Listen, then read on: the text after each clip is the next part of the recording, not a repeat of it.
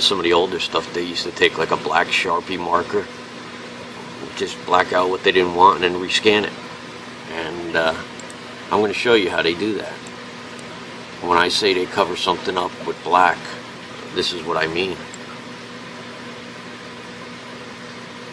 Oh, what do we got here, NASA? Whoa! There's numerous photos that they do this in. Numerous. I can't even count them. You know, look at some of this stuff. But this is what's going on. This is what NASA's doing. And then they release this stuff to the public.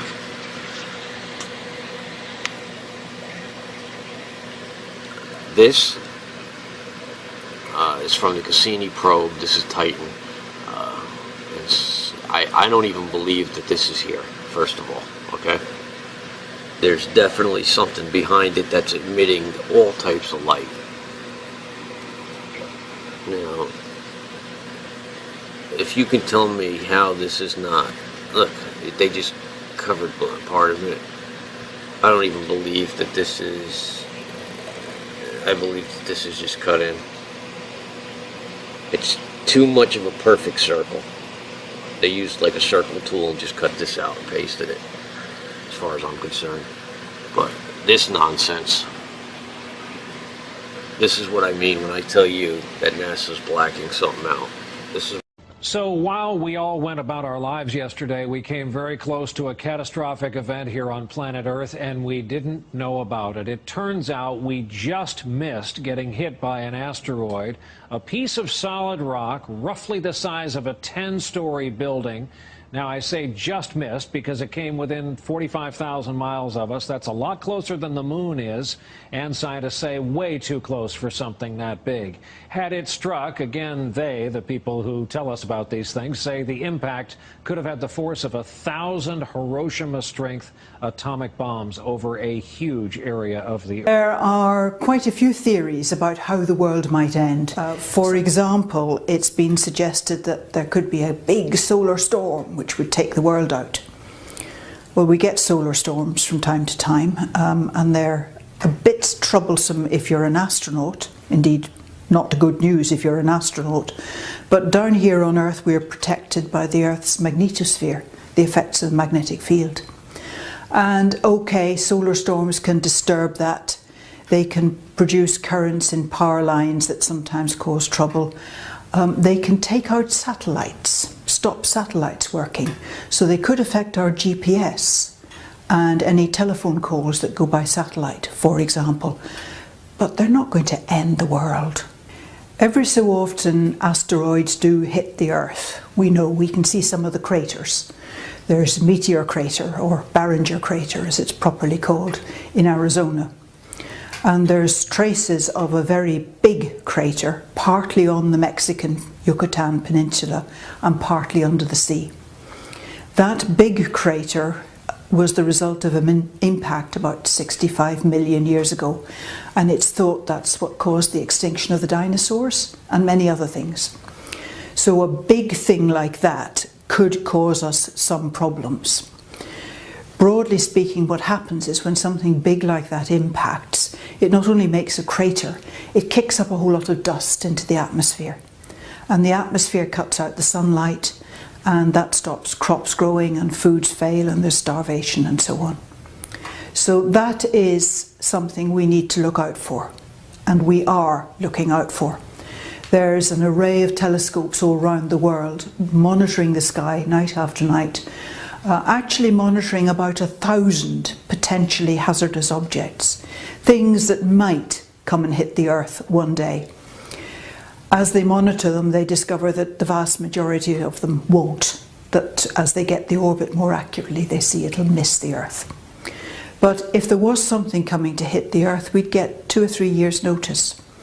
And even with today's technology, we could divert it so that it didn't impact the Earth. And there's research going on all the time which will improve that technology so that it gets easier to divert an incoming asteroid.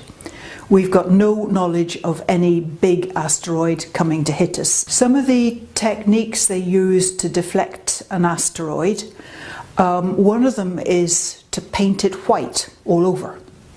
which means it reflects sunlight very well.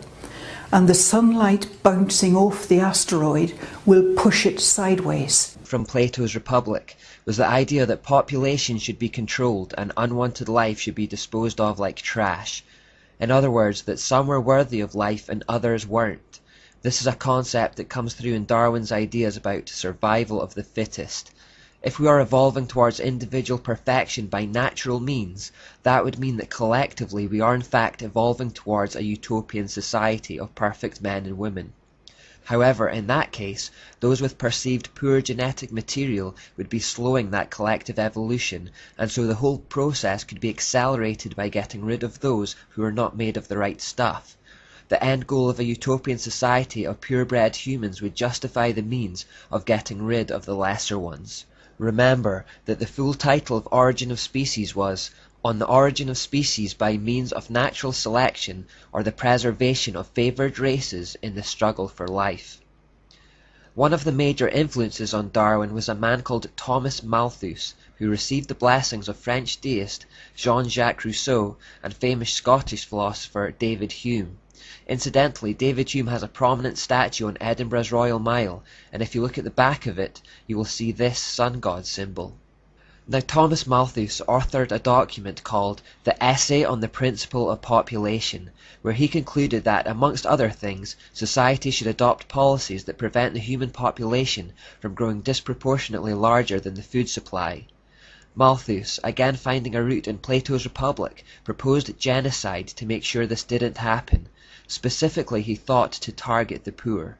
He says, "Instead of recommending cleanliness to the poor, we should encourage contrary habits. In our towns we should make the streets narrower, crowd more people into the houses, and court the return of the plague. In the country we should build our villages near stagnant pools, and particularly encourage settlement in all marshy and unwholesome situations. But above all, we should reprobate specific remedies for ravaging diseases, and those benevolent but much mistaken men who have thought they were doing a service to mankind by projecting schemes for the total extirpation of particular disorders." Malthus believed that by such methods the undesirables in society could be effectively culled. He said regarding children, "We are bound in justice and honour formally to disclaim the right of the poor to support. To this end I should propose a regulation be made declaring that no child born should ever be entitled to parish assistance. The illegitimate infant is comparatively speaking of little value to society, as others will immediately supply its place. All children beyond what would be required to keep up the population to this desired level must necessarily perish, unless room be made for them by the deaths of grown persons." The logic behind the idea that those who serve society least should be destroyed was echoed under Darwinism in the survival of the fittest. The individual is lost in the collective. Again, the end of a utopian society justifies the means of killing the poor and the weak. This naturally leads to another idea put forward by Plato, that people who are perceived to have pure genetic materials should be encouraged to breed amongst themselves to produce a race of supermen fit for ruling over the masses. This selective breeding is called eugenics. Eugenics actually found its Enlightenment era origin in Charles Darwin's cousin, Sir Francis Galton. Galton regurgitated the thoughts of Plato in his work, Hereditary Genius, which was basically a racist tirade advocating a system of selective breeding for purposes of providing more suitable races or strains of blood a better chance of prevailing over the less suitable. In other words, trying to artificially speed the upward course that evolutionists thought we were naturally already on. In truth, selective breeding had been practiced for some time amongst the elite. Inbreeding was commonplace amongst the ruling class to protect the genetic purity of their future stock. Galton merely took this idea and popularized it as a legitimate science. This very same tradition was in fact practiced by Charles Darwin himself in the hopes of maintaining a genetic superiority in his own bloodline. Darwin married the youngest granddaughter of his maternal father. Researcher Ian Taylor reveals the outcome of this project. Darwin's idea of inbreeding to produce superior stock can be seen to be a complete disaster in the case of his own 10 children. Of the 10, one girl, Mary, died shortly after birth.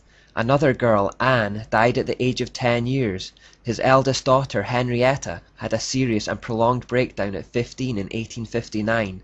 3 of his 6 sons suffered such frequent illness that Darwin regarded them as semi-invalids, while his last son, Charles Jr., was born mentally retarded and died in 1858, 19 months after his birth.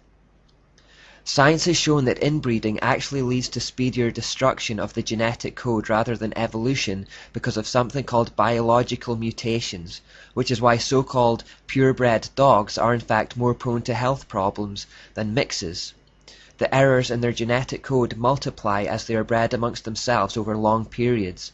But where true science fails, the religion of scientism continues stubbornly on. If they had followed God's wisdom in Leviticus 18, they would have heeded the warning not to commit incest, and they would have been all the better for it. In their own human wisdom, however, they persisted and reaped the consequences. The idea of eugenics continued to be promoted in the scientific community for a long time afterwards. At the turn of the 20th century, in 1901, the Statistics Department of London's University College became the headquarters for the Eugenics Education Society. Motivated by Galton's vision of a future utopia ruled by a genetically engineered pure elite, the Eugenics Society grew into a successful political movement and would eventually inspire Hitler's Holocaust against the Jews. Population control is still a big issue for the elite today. As recently as May 24, 2009, The Times reported of a secret meeting of billionaires held in New York City, including the likes of Bill Gates and Oprah Winfrey, where the #1 issue on the agenda was how to cap the global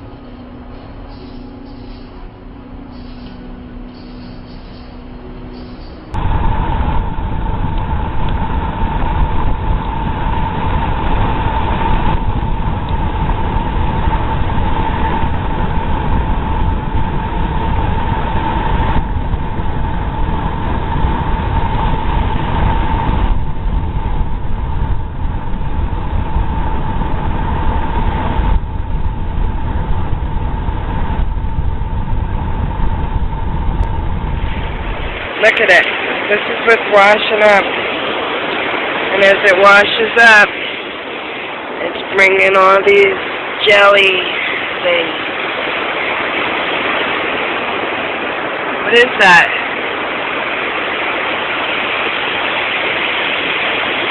It's all over.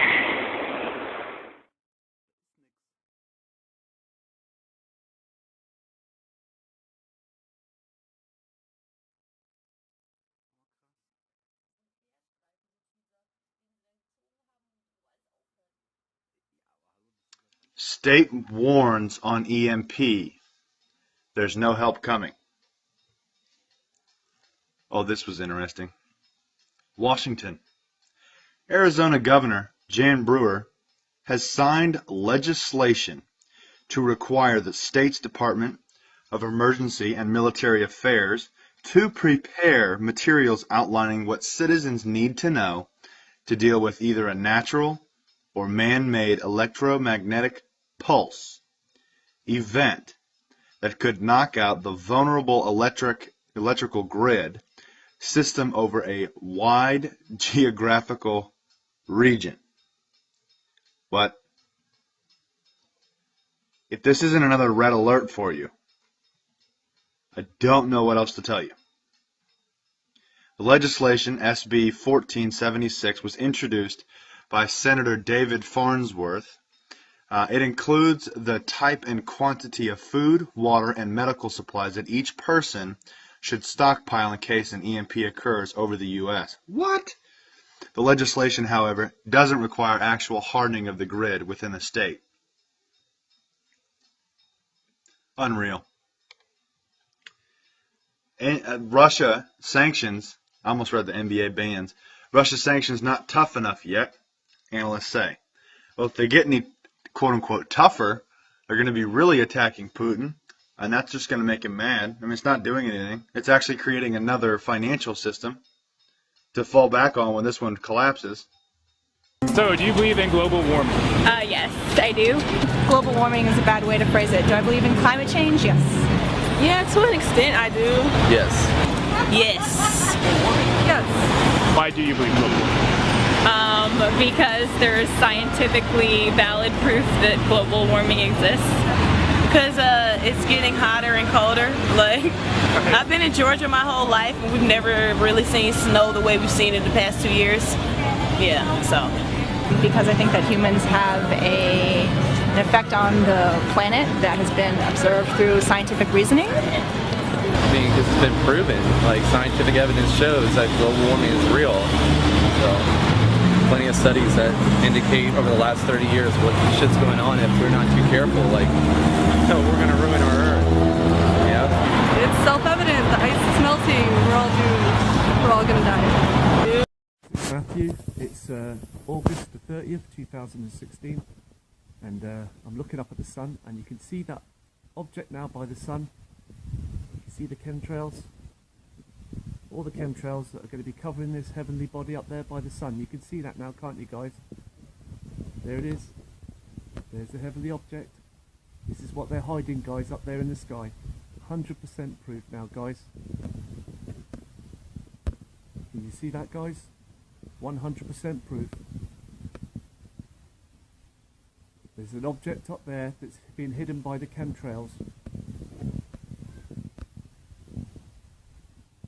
You see that, guys? 100%. 100% in the sky, guys. This is what the government are hiding. This is what they're chemtrailing, guys. You can see these chemtrails everywhere.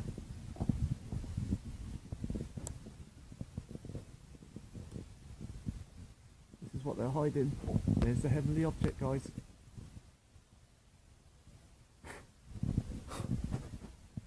There it is, guys. See the chemtrail? This is what they're hiding up there, guys. There's the sun, or the artificial sun, or something else. I don't know what it is, but there is the heavenly object. Chemtrails.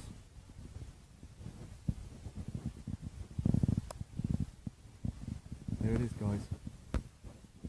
There is your 100% proof that they're hiding a celestial body up there, guys. The time is now 12:30, 1:45 in the UK, North East Links. There it is, guys. I'm Matthew, and I'm showing you the heavenly body that's by the sun, guys.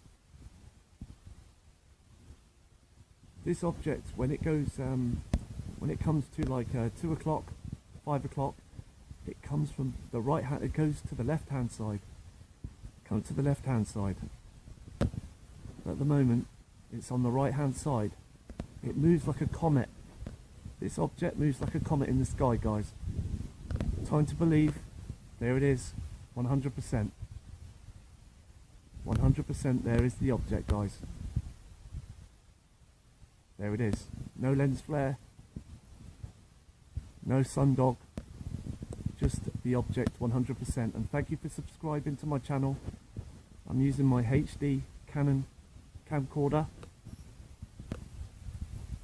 I'm using a solar lens, but it's a proper lens. It's just a normal lens with the solar lens, so it doesn't cause the sun to be so 100% bright. It takes a lot of the glare away. And with the glare away, there it is, the hidden object. You can see the chemtrail just about to hide the object. Have a nice day, guys. There you are.